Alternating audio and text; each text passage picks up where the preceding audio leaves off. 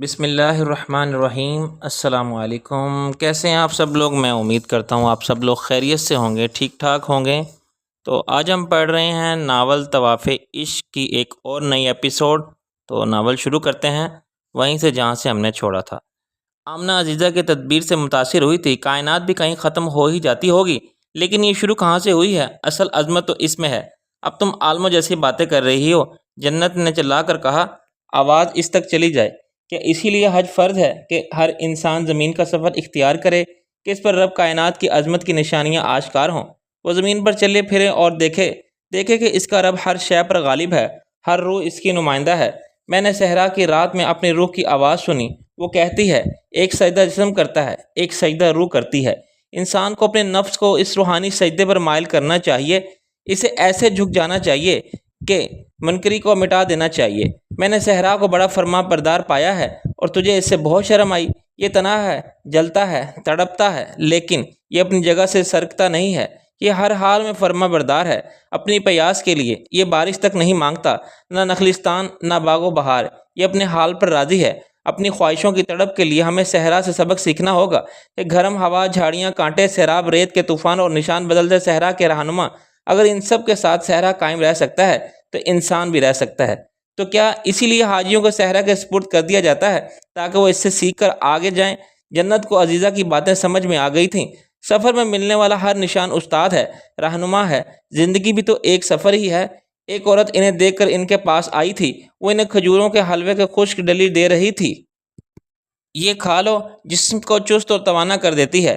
عزیزہ نے پوری ڈلی فوراً ہڑپ کر لی، تھوڑی اور چستی توانائی ملے گی۔ عورت نے ہنس کر اسے 2-3 اور پکڑا دیں۔ تم تو ہوا ہو، تمہارا سستی سے کیا تعلق؟ بڑی بھوکی ہو ویسے تم، اکیلی ہی 3 کھا گئی۔ عورت کے جانے کے بعد آمنہ نے منہ بنا کر کہا۔ عزیزہ نے کہکا لگایا۔ ذرا دور گزرے، ابن موسیٰ کے پاؤں چلتے چلتے تھم سے گئے۔ اس نے گردن کو ہلکا سا خم دے کر اسے دیکھا۔ غیر محسوس اس کی کمر سلگ اٹھی تھی، لیکن وہ زیر لب مسکرا بھی دیا تھا۔ پتہ نہیں کیوں اسے چچی کی بات یاد آئی تھی کہ اسے شادی کر لینی چاہیے، لیکن تم جیسے اکھڑ مزاج انسان کے ساتھ کوئی لڑکی خوش نہیں رہ سکے گی، چچی نے جل کر کہا۔ تو اس نے گھور کر چچی کو دیکھا۔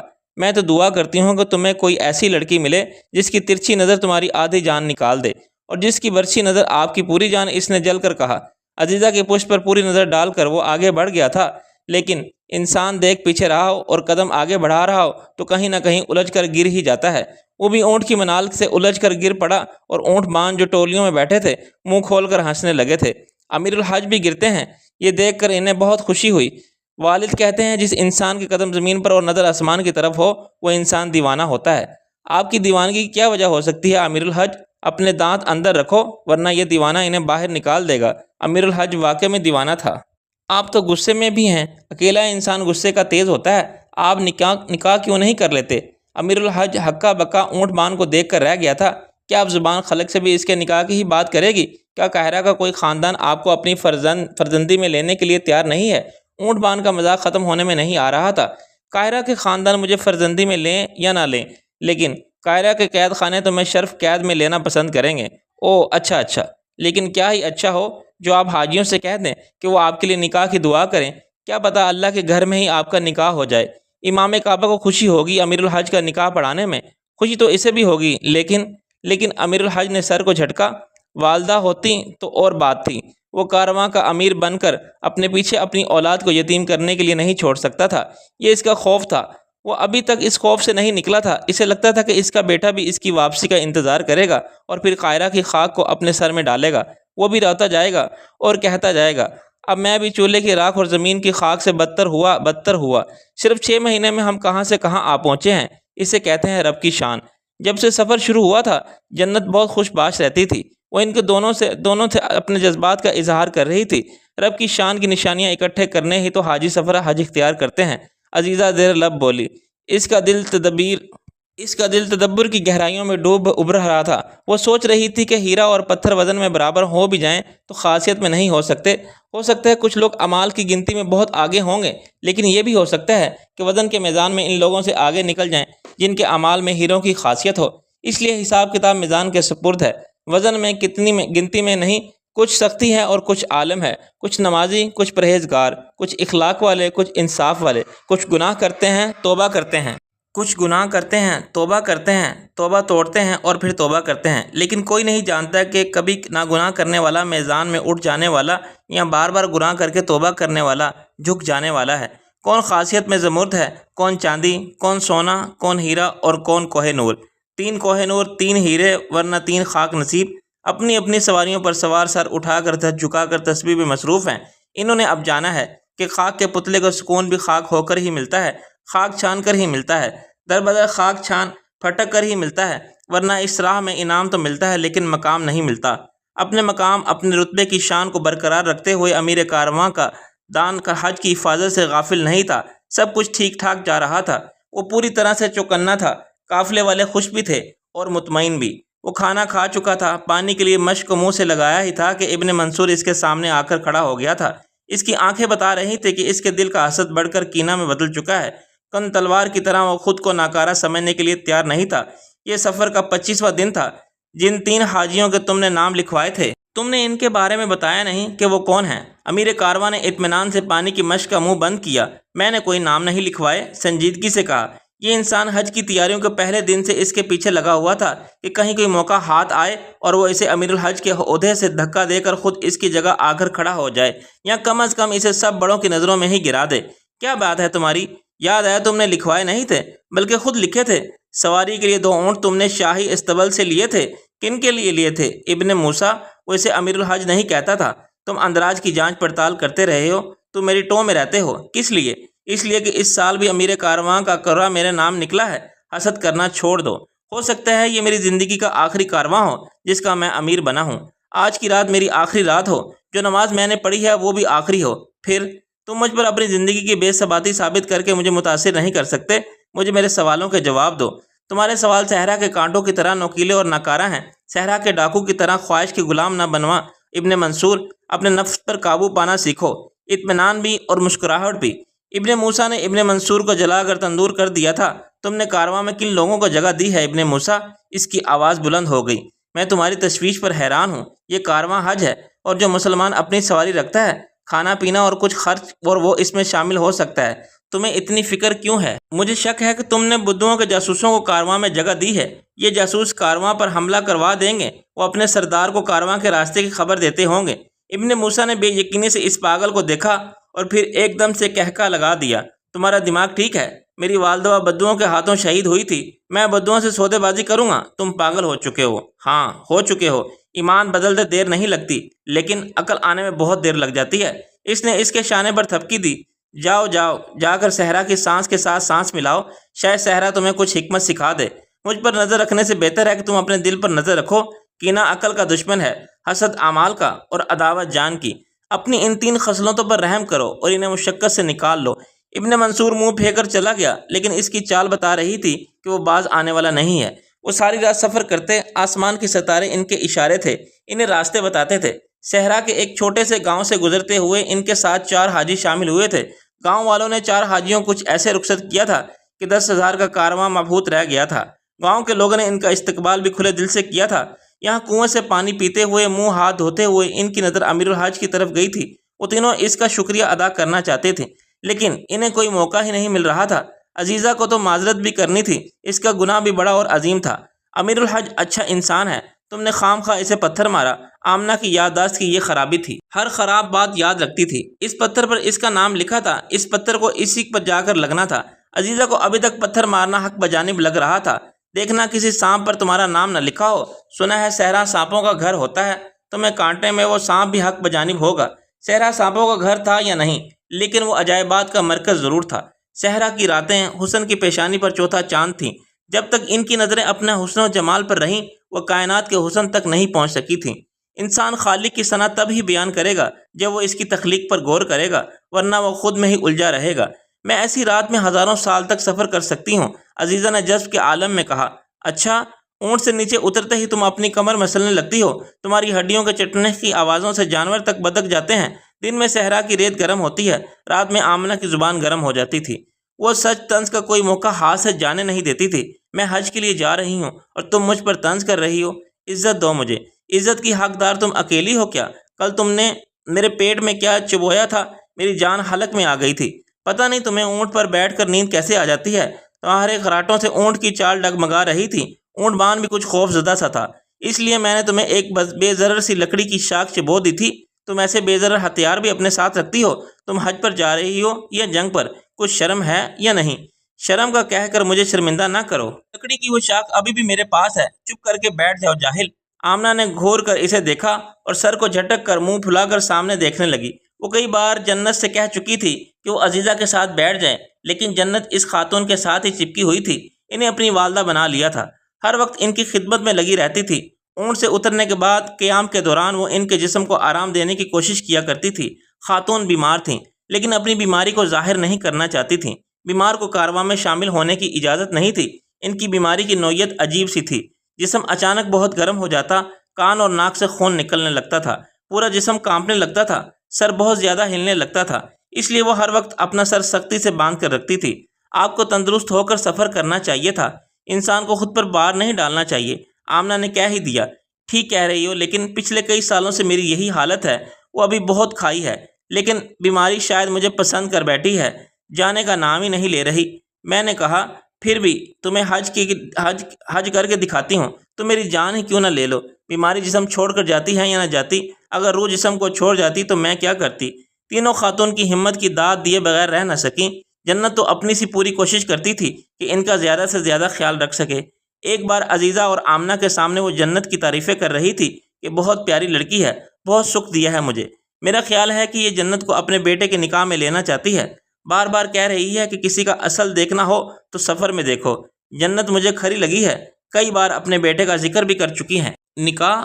अजीज़ा चौंकी थी। निकाह का पैगाम भी आ गया? वो जन्नत को देख रही थी जो खातून को पानी पिला रही थी। पैगाम नहीं पागल, इशारा। हाँ निकाह। अब हमें जल्द से जल्द इनके निकाह का इंतज़ाम कर देना चाहिए। दरवेश की बीवी ने दरवेश से कहा था तो दरवेश ने एक गहरी सांस ली थी। बड़े दिल वाले बड़ी मुश्किलों से मिलते हैं जो अल्लाह की रज़ा। दरवेश की बात सुन के इसे यकीन हो गया था कि सब फ़राइज़ अदा हो सकते हैं, लेकिन इनके निकाह का फ़र्ज़ अदा नहीं हो सकेगा। कोई इन्हें अपने निकाह में नहीं लेगा। इन्हें सारी ज़िंदगी चक्की ही पीसनी होगी जो इन्हें बखुशी कबूल है। इंसान की ख्वाहिशें कभी ख़त्म नहीं होती।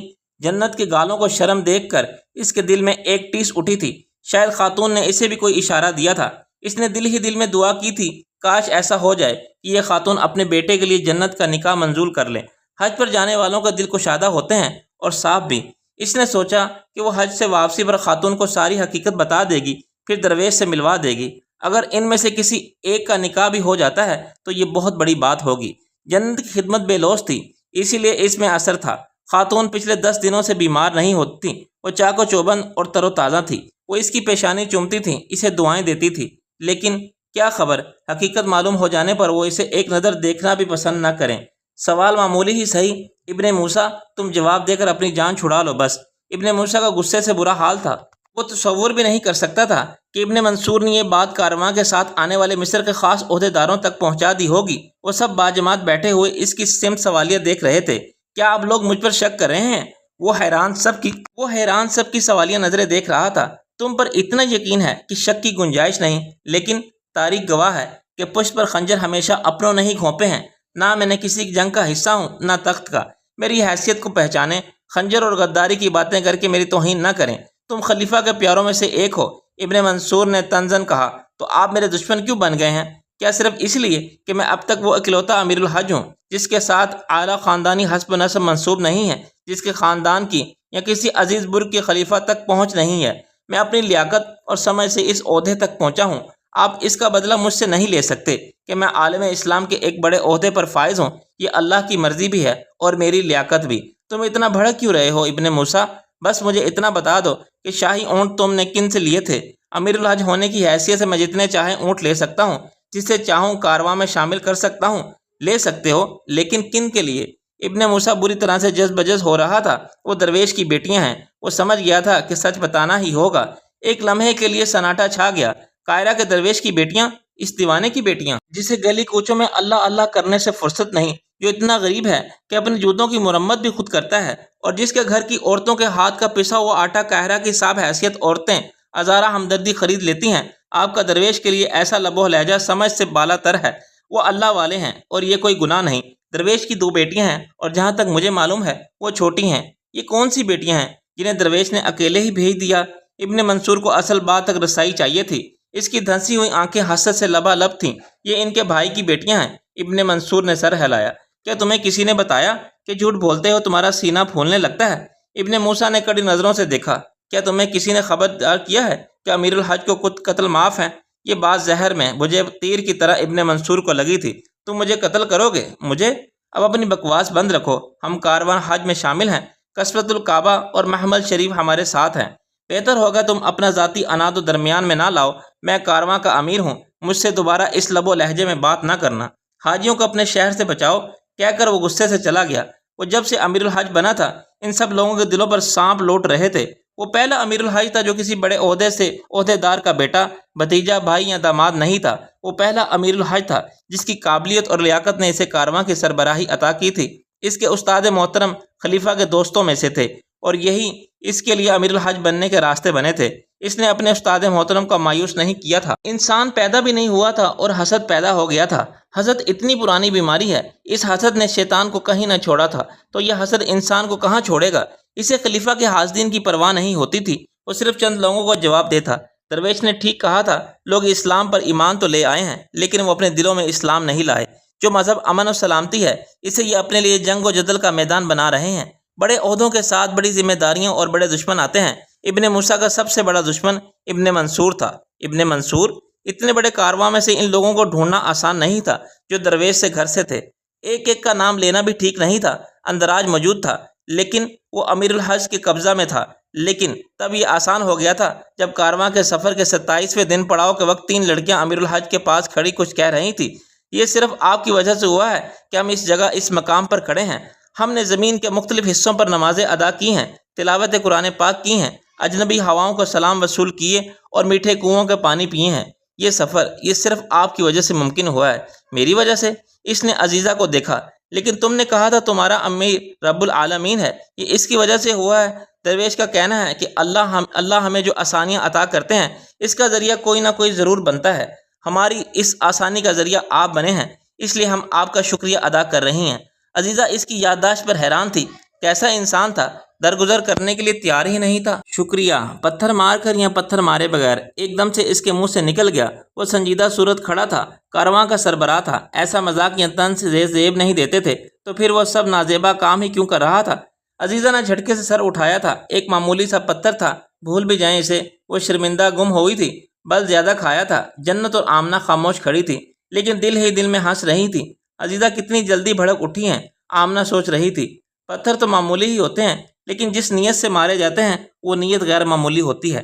ابن موسیٰ نے بات کہہ کر حیرت سے اپنی بات کو محسوس کیا۔ وہ ایسی باتیں ایک لڑکی سے کیسے کر سکتا ہے؟ اتنا شرمندہ کس لیے کرنا؟ میں کوئی شیطان تو نہیں تھا جسے کنکر مارا؟ کہنے سے بازو وہ پھر بھی نہیں رہا تھا۔ عزیزہ کی سمجھ میں نہیں آیا کہ وہ کیا کرے، کہاں جا چھپے۔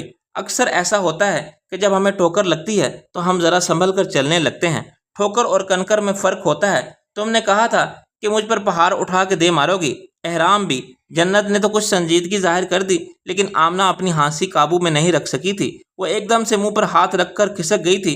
عزیزہ خفت سے دونوں کو دیکھ کر رہ گئی اور امیر الحج کے قریب سے دور ہٹ گئی۔ کچھ گناہ کنکر بہت بھاری پڑتے ہیں۔ وہ زیر لب بڑبڑائی تھی، پاؤں جھٹک جھٹک کر چل رہی تھی۔ ابن موسیٰ مسکرائے بغیر رہ نہیں سکا تھا۔ ابن منصور بھی آنکھوں کو اندر دھنسائے بغیر نہیں رہ سکا تھا۔ وہ ان چاروں کو باتیں کرتے ہوئے دیکھ رہا تھا، پھر وہ ان تینوں کے پیچھے لپکا تھا۔ درویش نے مجھ سے کہا تھا کہ میری بیٹیوں کا خیال رکھنا، لیکن میں چوک گیا، میں تمہارا چچا ہوں۔ درویش کا عزیز دوست ابن منصور وہ ان تینوں کے قریب جا کر کھڑا ہوا تھا۔ تینوں کے چہروں پر چادر کے پلو کھینچے ہوئے تھے۔ وہ تینوں تذبذب کا شکار تھیں۔ انہیں درویش نے ایسا کچھ نہیں کہا تھا کہ کوئی ابن منصور نام کا چچا ہے، ان کا دوست ہے، لیکن پھر وہ درویش کو کیسے جانتا تھا اور ان تینوں کو بھی؟ کوئی مشکل ہو تو مجھ سے کہہ سکتی ہو۔ وہ ان کے تذبذب کو دیکھ رہا تھا۔ جی کیوں نہیں، آمنہ نے کہا تو ابن منصور کے چہرے پر مسکراہٹ در آئی تھی۔ یقینی وہ تینوں درویش کی بھتیجیاں ہی تھیں۔ تم تینوں بہنیں ہو؟ تینوں کے چہرے کے رنگ بدلے جو ابن منصور نے چھپے نہیں رہ سکتے۔ جی بہنیں ہی سمجھ لیں، عزیزہ نے فوراً کہا۔ بہنیں ہی سمجھ لیں؟ ابن منصور زیر لب بڑبڑایا۔ والد کیا کرتے ہیں؟ کیا نام ہے ان کا؟ قاہرہ میں ہی ہوتے ہیں۔ تینوں کے رنگ اجڑ کر سیاہ ہو چکے تھے، ان کے چہرے چھپے ہوئے تھے، لیکن ان کے ہاتھوں کی کپکپاہٹ ابن منصور کو حیران کر گئی تھی۔ تینوں جواب دیے بغیر پلٹ کر جانے لگیں۔ ابن منصور حیران ہو کر انہیں دیکھ رہا تھا۔ تیزی سے جاتے ہوئے اپنی چادر کو درست کرتے ہوئے گھبراہٹ میں عزیزہ کا ہاتھ کچھ زیادہ ہی سر کی سمت بلند ہو گیا تھا۔ کہ اس کے ڈھیلے کرتے کی آستین ڈھلک کر کوہنی تک جا پہنچی تھی، اور ایک رسم ہوا کرتی ہے، اس بچی کو کعبہ خانے لایا جاتا ہے، گرم سلاخ سے اس کے جسم پر ایک نشان داغ دیا جاتا ہے، کچھ کے گردن کے نیچے، کچھ کے شانے پر، اور کچھ کے کوہنی سے ذرا اوپر بازو پر۔ کوہنی سے ذرا اوپر بازو پر عزیزہ کا وہ نشان ابن منصور کے سامنے نمایاں ہو کر چھپ چکا تھا۔ دو لڑکیاں آگے جا چکی تھیں، عزیزہ کچھ پیچھے تھیں۔ وہ لپک کر عزیزہ کے سامنے جا کر کھڑا ہو چکا تھا۔ تو تمہیں اپنے باپ کا نام معلوم نہیں ہے، نہ ہی پیشہ؟ اس نے ہاتھ بڑھا کر جھٹکے سے اس کا نقاب کھینچ دیا تھا۔ عزیزہ ہکا بکا رہ گئی تھی۔ طوائف اپنی چال سے، ورنہ اپنی خوشبو سے، ورنہ اپنی کھال سے پہچان لی جاتی ہے۔ اس کا ہاتھ کھینچ کر آستین کو کوہنی کے اوپر جھٹکے سے چڑھا کر وہ اس کے نشان کی سمت اشارہ کر رہا تھا۔ کڑی درویش سے شروع ہو کر ابن موسیٰ سے جا ملی تھی۔ عزیزہ ششتر ابن منصور کو دیکھ رہی تھی۔ وہ اتنی حواس باختہ ہو چکی تھی کہ گردن موڑ کر جنت اور آمنہ کو بھی نہیں بلا سکتی تھی۔ طوائفیں حج پر جا رہی ہیں، ہم پر خدا کا قہر نازل ہوگا، ہم صحرا میں تباہ و برباد ہوں گے، ابن منصور نے بلند آواز سے کہا۔ جنت اور آمنہ کے کانوں میں لفظ طوائف پڑا تو انہوں نے حیرت سے پلٹ کر ابن منصور کو دیکھا۔ آپ کو شرم آنی چاہیے ایسی باتیں کرتے ہوئے۔ عزیزہ آواز کانپ رہی۔ شرم تو تم تینوں کو آنی چاہیے، ورنہ ابن موسیٰ کو طوفان ہم سے ٹکرائیں گے، ہم ذلیل و رسوا ہوں گے۔ اس کارواں کے ساتھ غلاف کعبہ ہے، اور اسی کارواں کے ساتھ 3 طوائفیں، ہم اللہ کے عذاب کے مستحق ہیں۔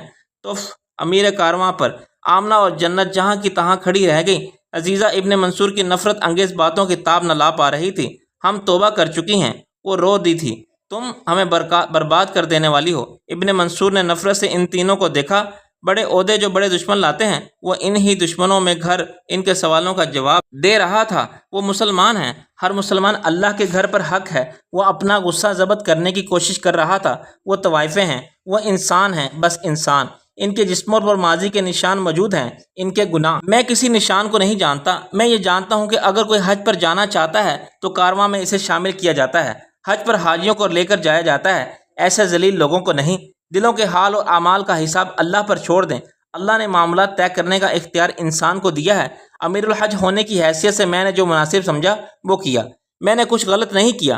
اگر یہ سب درست تھا تو تم نے چھپا کر کیوں رکھا؟ اس لیے کہ آپ کی سوچ تنگ ہے۔ یہ تمہارا کارواں نہیں ہے، یہ کارواں مصر ہے۔ تم جواب دو ہو اور تمہیں اس غلطی کا خمیازہ بھگتنا ہوگا۔ اگر آپ نے غلطی ثابت کر دی تو میں بھی سزا بھی بھگت لوں گا۔ بہتر ہوگا کہ مجھے مصر واپسی تک دوبارہ کسی سوال کے لیے زحمت نہ دی جائے۔ وہ تینوں لڑکیاں بھی کارواں کے ساتھ ہیں۔ مجھے ان کے ماضی سے کوئی مطلب نہیں ہے، جیسے مجھے آپ سب کے ماضی سے کوئی مطلب نہیں ہے۔ مجھے کسی حاجی کے اعمال اور اس حاجی کے دل کے حال سے بھی کوئی سروکار نہیں ہے۔ میں امام کعبہ سے اس سلسلے میں ضرور بات کروں گا اور ان سے درخواست کروں گا کہ وہ خطبۃ الحجہ میں اس مسئلے پر بھی روشنی ڈالیں۔ ابن منصور کا چہرہ غصے سے سرخ ہو چکا تھا۔ تم ڈھیٹ ہو، تم اس عہدے کے لائق نہیں ہو۔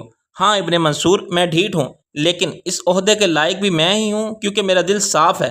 اب میں سمجھا کہ امیر الحج امیر کیوں کہلاتا ہے، کیونکہ وہ ہر منفی بات پر غالب آتا ہے۔ وہ صحرا کے ڈاکوؤں اور شیطان کے حملہ آوروں دونوں سے لڑتا ہے۔ جب وہ جیت جاتا ہے تو پھر وہ جیت امیر کہلاتا ہے۔ یہ تمہارا آخری کارواں ہے جس کے تم امیر ہو۔ ابن منصور نے دانت پیس کر کہا۔ حاجیوں کا کارواں چلتا رہا۔ ان تینوں کے اونٹ انہیں اپنا سوار بنا کر آگے بڑھتے رہے۔ انہیں گمان بھی نہیں تھا کہ جس سفر پر وہ نکلی ہیں وہ سفر دراصل کتنا لمبا ہو جانے والا ہے۔ یہ سفر، اس کی منزل انہیں کہاں لے جانے والی ہے۔ انہیں اونٹ کے کوہان سے آسمان قریب لگتا تھا۔ صحرا کی ریت پر سجدہ کرتے اللہ کا قرب نصیب ہوتا تھا۔ انہیں یہ یقین حاصل ہو چکا تھا کہ دنیا میں جتنے خوش قسمت لوگ موجود ہیں وہ ان میں سب میں سے زیادہ خوش قسمت ہیں۔ وہ خوش قسمت تھیں، لیکن وہ یہ نہیں جانتی تھی کہ وہ کارواں کے ساتھ حج پر جانے والی نہیں تھی۔ آج کی رات سے اگلی رات وہ اس سفر سے نکال دی جانے والی تھی۔ وہ تینوں ہی کوڑیوں کے مول فروخت ہو جانے والی تھی۔ آمنہ، جنت اور عزیزہ سرے بازار، ان کی وہ قیمت لگنے والی تھی جو آج سے پہلے کسی انسان کی نہیں لگی تھی۔ بسم اللہ الرحمن الرحیم۔ السلام علیکم، کیسے ہیں آپ سب لوگ؟ میں امید کرتا ہوں آپ سب لوگ خیریت سے ہوں گے، ٹھیک ٹھاک ہوں گے۔